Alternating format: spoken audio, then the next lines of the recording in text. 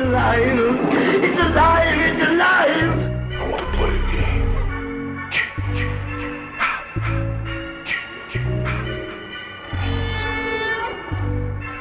Groovy. One. Hello and welcome to the Sounds from the Grave podcast. My name is Yussef, and today I am bringing you all of this past week's horror news so you can stay up to date on everything going on in the world of everything horror and spooky. So, without further ado, let's go ahead and just jump right in. So right off the bat, first news I got here is Dark Sky Films is bringing the slasher movie Founders Day to theaters in early 2024. We did also get a teaser trailer for that, which looks really cool. So just to give you a little bit of a heads up on that, the Hollywood Reporter reported on this, because they're the Hollywood Reporter, that Dark Sky Films is picking up the Founders Day for distribution, and it will be theatrically released in the first quarter of 2024. So yeah, this looks really cool, especially as a big fan of slashers and fan of something like this with a nice little kind of political twist to it. It's going to be interesting, so I'm excited to see what they're going to do with this. But yeah, like I said, it's going to be coming out the first quarter of 2024, so keep your eyes peeled for that one. Moving on now to some other news. So this one's going to be really interesting. James Cameron, his film The Abyss is going to be returning to theaters in December with a 4K remaster, and according to James Cameron himself, some big surprises. So he made an announcement on his social media a couple days ago. In the post, he said, "If you haven't seen the film before, this is the way to experience it. And if you have, you'll be seeing the film I actually set out to make, with some big surprises not seen on the original released version. I hope you'll take advantage of seeing The Abyss, my first ocean film, back in theaters." So they haven't, I don't think they ever specified when it was going to come out, but the tickets themselves are going to be out on Monday. So by the time this episode has dropped, it will be the next day. So Monday the 20th. Moving on now to some other news here for you Christmas horror movie lovers such as like myself. Shudder is coming out with a movie called The Sacrifice Game from director Jen Wexler of The Ranger. It's headed to Shudder for the holiday season, and we did get the official trailer for that as well. You can catch that on your YouTube. The movie itself is going to be coming out on December 8th. That, like I said, it's going to be on Shudder. And the official synopsis for this one reads, "The Black Veil School for Girls, 1971. It's bad enough that students Samantha and Clara can't go home for the holidays, but things take a deadly turn when a gang of cult killers arrive at their doorstep, just in time for Christmas." So this, right off the bat, I'm going to tell you, this sounds really, really cool. For those of you that don't know, I'm a huge fan of anything to do with Christmas-themed horror movies. So, Silent Night, Deadly Night, Krampus, Jack Frost, anything like that, I'm going to be a huge fan of. Especially with this, it's a kind of an interesting twist of a gang of cult killers. I'm curious to see how that's going to go. Like I said, it's coming out on Shudder on December 8th, 2023, so in about 2.5 weeks, I think. I don't know dates. But, moving on, we have some more news here for you. So, for those of you that are fans of Joe Hill, he made a short story some years ago called Wolverton Station. But, really cool about this, it's actually going to be turned into an official Creepshow comic book. So Skybound Entertainment, I think, who owns the rights to Creepshow right now, they announced it this week. It's an all-new one-shot of, it's a one-shot of Wolverton Station, but this is brought out by Greg Nicotero. It's based on his Shudder TV series. And in a recent post when this got announced, he said, "Joe Hill continues to astound me. From horns to firemen, and now this latest story, he's created fantastic scenarios and places his beautifully crafted characters smack in the middle of them. I love everything he writes, and I'm honored to continue our fruitful collaboration." So it's going to be a feature-length issue. Joe Hill, who we all know from Heart-Shaped Box and Lock and Key, is going to be joined by Jason Ciaramella from C is for Cthulhu, and Michael Wash from The Silver Coin, to adapt his short story into brand new kind of idea. It's going to have some twists, some turns, and even has an appearance by the Creep himself. So, and they tell the tale of a businessman whose commute is about to get a lot hairier when his train makes an unexpected stop at Wolverton Station. So, you know, good stuff. So, good thing is you got plenty of time to get your hands on it. It does not come out until March 27th of next year. And it's going to be available in pretty much all comic book shops. So, keep your eyes peeled for that one. That is again coming out on March 27th next year. And now our next piece of news, something I'm really, really excited about. So John Carpenter's Toxic Commando: Rise of the Sludge God. It's going to be an upcoming video game. It's actually also going to be getting a comic book prequel. So the game itself is headed our way in 2024, but we are also getting a really cool prequel comic. It's Saber Interactive is partnering with Dark Horse Comics, and it's going to be a prequel to the game, and it's developed by, the game itself is going to be developed by Saber Interactive and published by Focus, but it's going to be written by Michael Moresi, who wrote issues of Stranger Things, Kamachka, and Star Wars Hyperspace Stories, and the artwork is going to be by Alberto J. Albuquerque, who made Mystery Girl, Robert E. Howard's Savage Sword. It's set to begin in March 2024. It's going to be a mini-series, and it essentially presents the terror of a professional crew up against an unstoppable force, an alien, combined with a healthy dose of the suspense-filled action of The Thing, with a bunch of other stuff thrown in there that I don't even want to spoil for you. But this mini-series is going to be coming out on March 13th. The first issue comes out on March 13th. It's going to be a total of 3 issues. You can also pre-order that right now. It's going to be coming out at $3.99. I'm definitely going to be picking this up. For those of you that don't know, I'm a huge fan of John Carpenter, and I'm really excited for this game to come out as well. And honestly, I love when game companies do this. They did this a lot with Dead Space when that came out with a lot of expanded media. So I'm excited to see what they're going to do with this prequel comic book here. But like I said, it comes out on March 13th, but you can go ahead and pre-order it now for $3.99.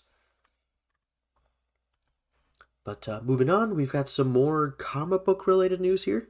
So there's a horror graphic novel out there called Adamtine from Hannah Berry, and we just learned pretty soon here that it is actually going to be getting a film adaptation. So that's going to be really interesting. I'm curious to see how they're going to take that. But it is going to be produced by Mark Roybal, who produced or created Mayor of Easttown, alongside the company Whip, and that's owned by Paul Lee and Nate Winslow. And the actual author, Hannah Berry, will serve as an executive producer. And on the kind of synopsis of this, 4 strangers on the last train home, all with their own connections to a serial killer, are stalked by a sneaking, shapeless evil with nowhere to run. It sounds really cool. I've never read the graphic novel, but based on just that synopsis alone, I'm definitely going to be looking to see if I can either pick it up or rent it somewhere and just give that a read, because it sounds really interesting. So we'll see how it goes. But moving on now to some different news here. This was really interesting. So Warner Brothers acquired the rights to a classic comic book series called Alien Legion back from the 80s, and Tim Miller, director of the first Deadpool movie, is actually attached to bring this to life as a film, which is really interesting. So the Hollywood Reporter put out this press release here, and I'm just going to give you some background on the comic book itself. Alien Legion was co-created by Carl Potts, a former editor and writer at Marvel, and was introduced as part of the publisher's creator-owned imprint Epic Comics in 1983. It became the line's longest-running title, even outliving the imprint when it was moved to other publishers in the 21st century. And a little bit more of the actual kind of stories of this. Described as the French Foreign Legion in space, the stories focus on an intergalactic peacekeeping force that took in all manner of species without asking too many questions about their pasts or intentions. Operating within an unwieldy government system known as the Galactic Union that is straining to be a democratic melting pot. Some more information on that. Among the key characters are Saragar, captain from a serpent-like species that were once used as slave labor, the brutish degenerate Juger Grimrod, with his green skin and deep hostility towards authority, the gentle four-armed medic Maiko, and Tori Montrock, a human who is being forced to do a tour of duty in the Legion in order to receive his inheritance. So, just quick thoughts on this. I know nothing about Alien Legion. I have never heard of this before. But Tim Miller, it's got a good track record. I'm excited for that. The only thing that scares me right now Warner Brothers. For those of you that don't know, Warner Brothers has been making, let's just say, questionable decisions in the past couple of years when it comes to filmmaking and the studio system and how they do certain things. But not only that, I will say the whole kind of like idea of Alien Legion is a little too complicated, I think.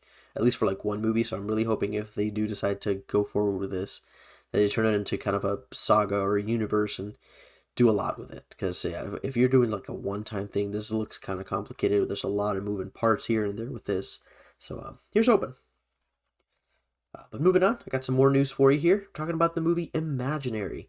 So, couple days ago, the Blumhouse Instagram dropped, and I think for Twitter, dropped an interactive like motion poster for this movie called Imaginary, and they're like, "Oh, come meet Chauncey. It's a little cute little stuffed animal."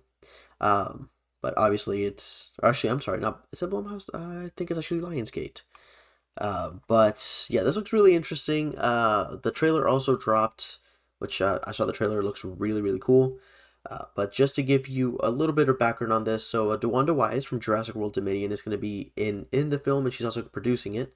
And it's actually scheduled for release in March 8th of next year.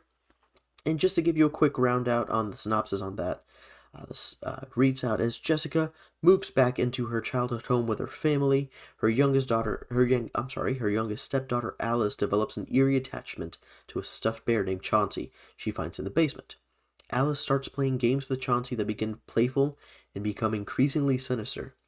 As Alice's behavior becomes more and more concerning, Jessica intervenes, only to realize Chauncey is much more than the stuffed toy bear she believed him to be.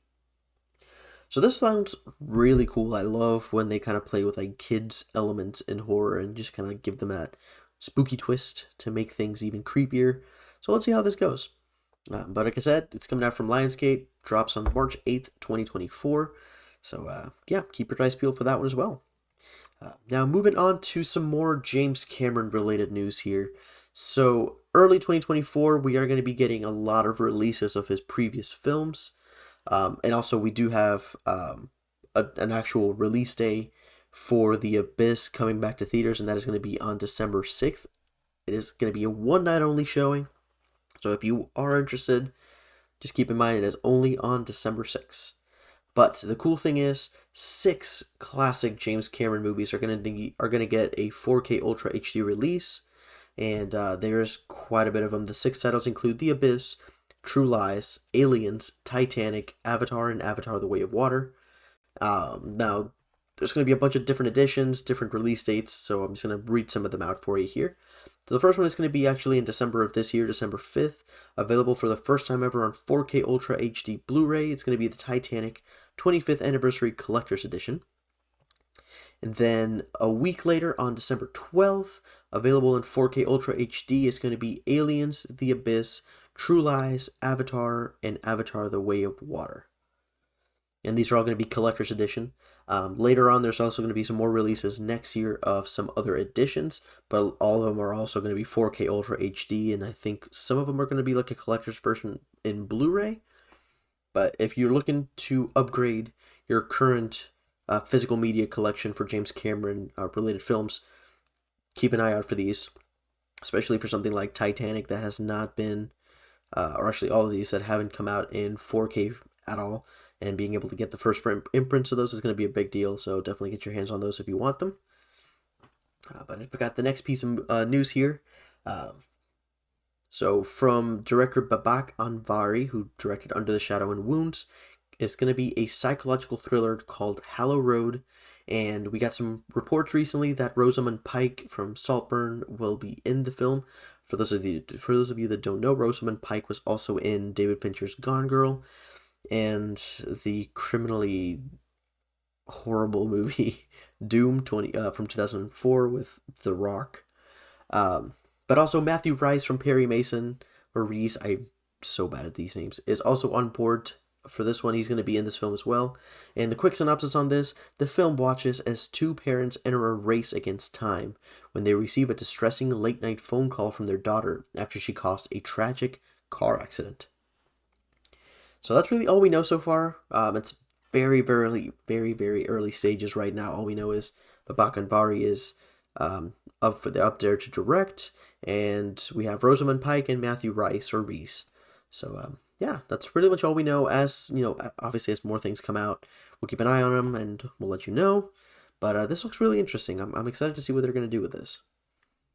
But moving on, Christmas Eve horror movies. Hell yeah. So there's another movie coming out called Down Below. It is going to feature Eric Roberts, and we got a recent report that Doug Jones, one of the coolest guys out there, is also going to be starring. And it's also going to have Bai Ling from The Crow and Crank High Voltage, and Alexis Knapp from Pitch Perfect and Project X. They obviously are joining this movie, which is set on Christmas Eve. And the story on this one, the film centers on a young sheriff and a criminal suspect who find their lives intertwined when both become haunted by a sinister force on Christmas Eve. Eric Roberts portrays an intelligent police psychologist who's having a tough time with his current patient, a cop recently suspected for an act of violence on a civilian. So that's pretty much all we know so far. We don't even have any type of release date or anything like that. All we know is just some of these casting news and like the basic plot of the film. But Doug Jones, the fact that I hear his name on this is already exciting. Doug Jones has he's done a lot of great work. I mean, he's done Hocus Pocus 1 and 2. He was in the Hellboy movies as Abe Sapien. He was in The Shape of Water. He was also in Pan's Labyrinth. So a lot of great work with Guillermo del Toro. So I'm excited to see what they're going to do with this. But moving on, we've got a little bit more of a sadder piece of news here. So we all know the incredibly iconic poster for Jaws of the woman swimming and the gigantic shark underneath coming up to grab her. So it was created by an artist named Roger Castell. And unfortunately, we did learn that this week Roger Castell did pass away at the age of 91. And he also did a really iconic poster. He did one of the biggest or most iconic posters for The Empire Strikes Back from Star Wars Episode 5. Right? Yes, that is Episode 5. I had to think about that for a second, but yes, Episode 5. So yeah, two of the most iconic film posters out there. But some folks reached out and did their social media posts regarding this, this bit of news here, and something that was really important to me. Another movie poster legend, Drew Struzan, who essentially made my childhood when it came to movie posters. He tweeted, "We lost another creative brother, Roger Castell, who gave us the iconic Jaws poster, among other wonderful pieces of art. It saddens me. Could the lesson be to appreciate all the more our living creatives?" So I mean, just based on those two posters alone, this is a really heavy blow to the film industry. But Roger, thank you so much for those major things that you did give us. But moving on to some lighter fare here, we've got some more horror movie Christmassy goodness coming out. So this is this movie coming out on digital called There's Something in the Barn. It's coming out on December 5th. The trailer for that also came out, which looks really cool. I love the look of this film. It is from director Magnus Martins. And the synopsis reads as, an American family fulfills their dream of returning to their roots after inheriting a remote cabin in the mountains of Norway.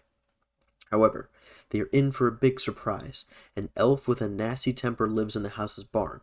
When the family starts to infuriate the creature, a raw and bloody struggle for survival ensues.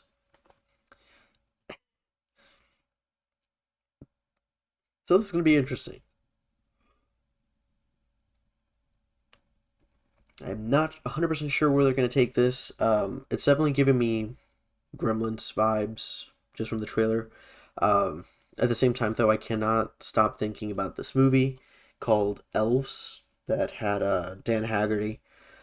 And it was one of the weirdest things I've ever seen or even heard of, because I remember hearing about it off of Red Letter Media and being like, okay, I need to see what the hell this is.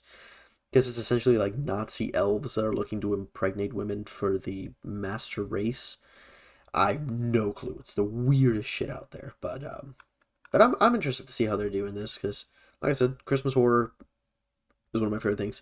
Um, and let's see here. What else do we have? Oh, there we go.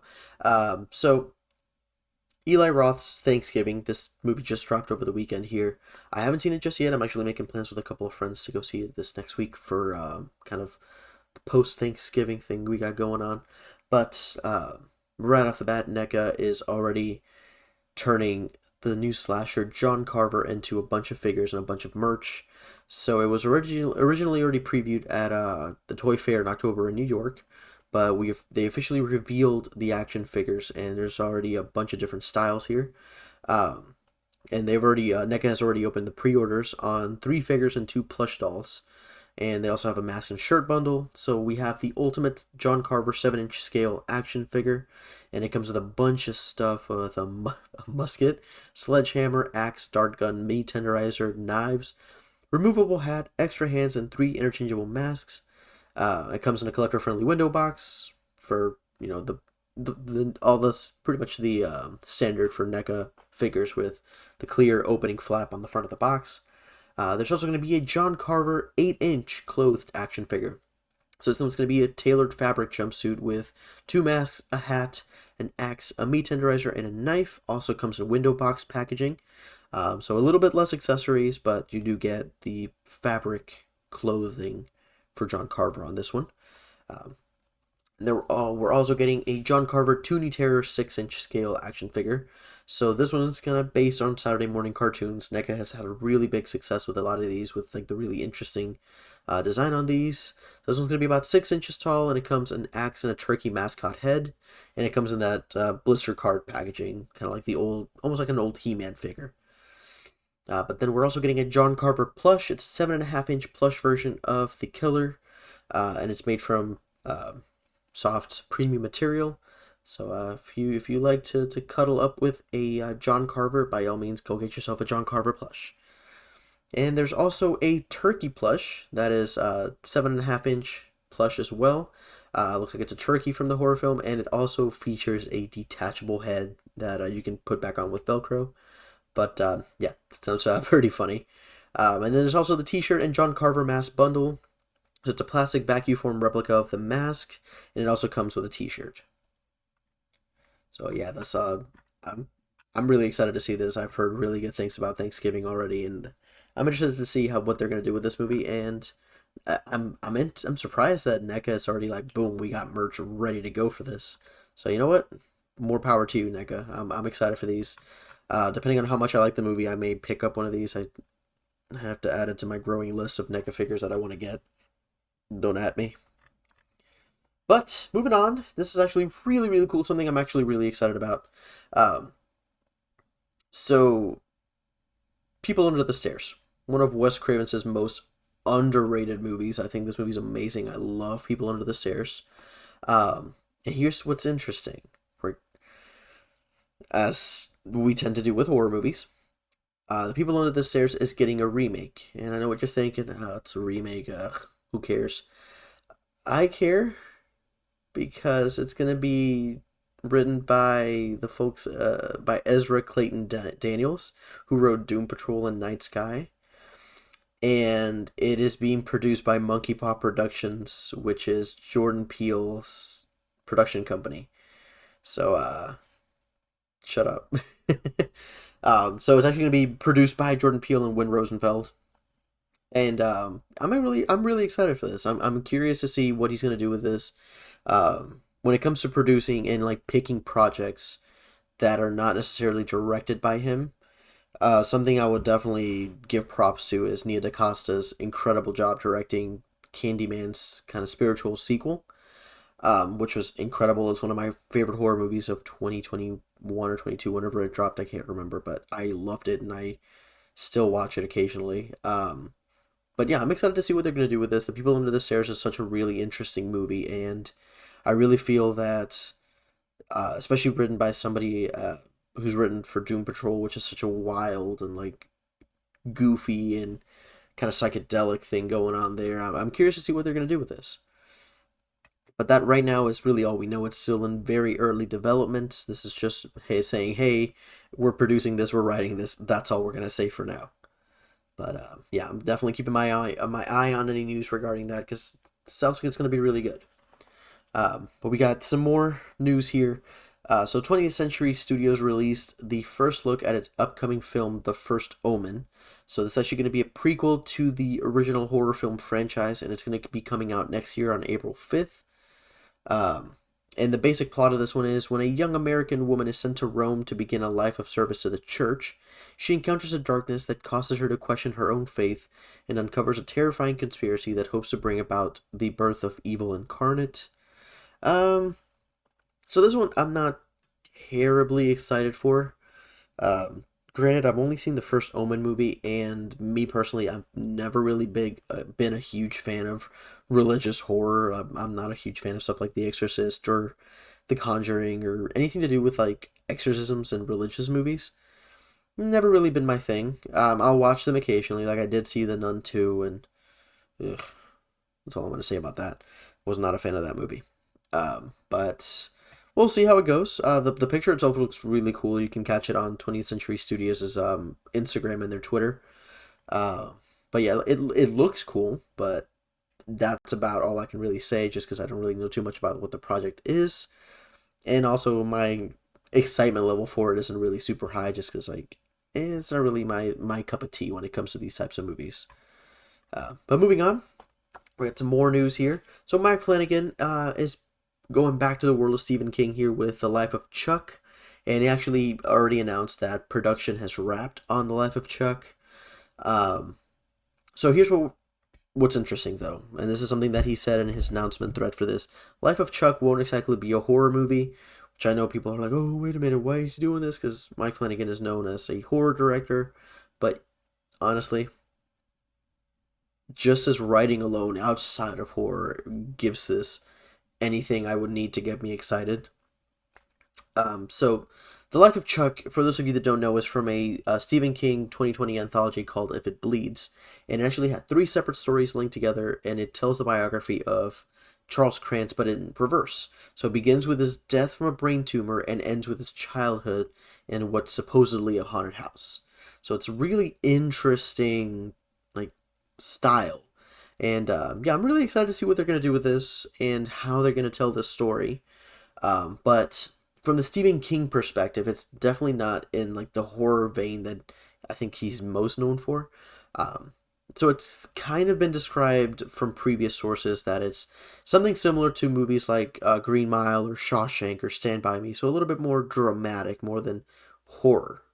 So it's more about the feeling. But yeah, this movie is actually going to have a really, really stacked cast. You've got somebody like Chiwetel Ejiofor, who Marvel fans would know him as Mordo from Doctor Strange. Karen Gillan from Doctor Who and Guardians of the Galaxy. Jacob Tremblay from Predator. Tom Hiddleston from Loki. Mark Hamill. And of course, we are also going to be getting the good boy Matthew Lillard and even Heather Langenkamp. So this is going to be interesting. I mean, Mike Flanagan doesn't even have to. That's all you have to say to get me sold on this. Essentially saying, "Hey, it's Stephen King. Hey, it's gonna be this incredibly stacked cast." That's already overkill. You already have me at Mike Flanagan. You don't have to say anything else. But yeah, I'm really excited for that. So all we know right now, yep, it just finished production. It wrapped. So they're gonna go into post in just a little bit there, and hopefully we can get this out pretty soon. I'm really excited for this. But the last bit of news that I have for you here is something that I'm really, really excited for. And I think it's actually going to be my Christmas present to myself. Puma, the shoe company, is celebrating the holiday season with Gremlins shoes. And these look so cute. So they're called the Puma All Pro Nitros. And here's what's cool about them. They're not just Gremlins. They're like really interesting because it's a pair of shoes. One shoe is made to look like Gizmo, and the other one is made to look like Stripe. And the back of them also, each one has like their little head, like a little imprint. And it's also a furry tongue, kind of like the feel of a mogwai. So this is going to be really cool. They're going to be coming out December 8th online and in Puma retail stores, and they're going to be $140. So keep that in mind if you're not willing to break the bank on these. I have no self control, so I will probably be buying these.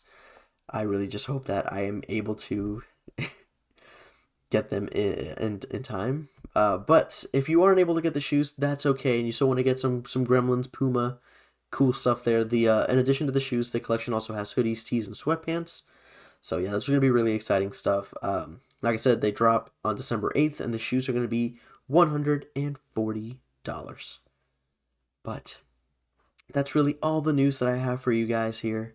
I know we've been kind of like in and out with content and episodes and podcasting and all this and that, but I promise you, we're trying our best here to kind of get back into the swing of things because we've just like had a lot of stuff moving around on our schedules. Like our schedules haven't really been matching up, so um, but recording wise has been a little bit more difficult. But the good news is we're starting to get back into the swing of things. We're starting to get to some more content made up, and this right here, what you're listening to right now, is self evident of that. And I really cannot thank you guys enough for all the support. This really does mean the world to me and to Kyle and to V, because we're all in this together. We're the Three Musketeers, and we really do enjoy it that we get to do this, and we love the support. So thank you guys for sticking with us. But just to wrap things up for you here, you can find us on Instagram, Twitter, and Facebook at Sounds from the Grave, and you can also find us on YouTube as Sounds from the Grave. And our podcast, like I said, we're working on getting some more content out, but that does you can also find it pretty much anywhere on Anchor, Spotify, Apple Podcasts. We're also on YouTube for the podcast itself. And this is also where you can get the horror news. But, and then for our personal stuff, you can find me on Instagram at itbeyusef and on Twitter on Twitter at itbeyusef and on Instagram at Yusef1220. And then for V, you can find her on Twitter at HHNCultus. And our good friend Kyle, you can find him on Kyle S. Prescott on Twitter. And yeah, we really, again, thank you guys so much for listening to this. I hope you have a great rest of your day or good night, and that you stay spooky.